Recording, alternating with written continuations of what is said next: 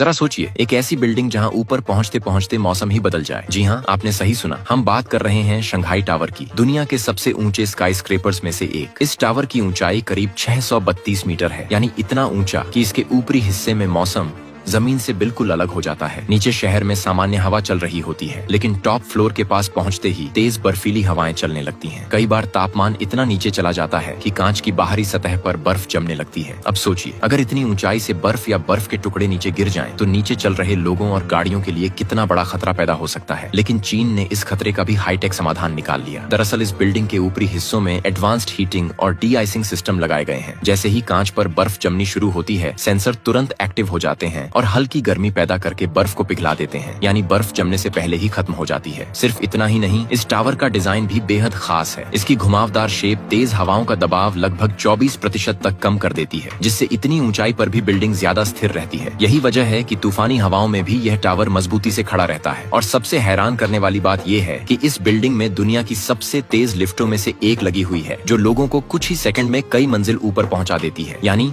यहाँ पहुंचना किसी साइंस फिक्शन मूवी जैसा एहसास देता है। चीन आज ऐसी हाईटेक बिल्डिंग बना रहा है जिन्हें देखकर पूरी दुनिया हैरान रह जाती है। और ऐसे ही अनोखे और दिलचस्प फैक्ट्स जानने के लिए जुड़े रहिए फैक्ट टीवी 91 के साथ।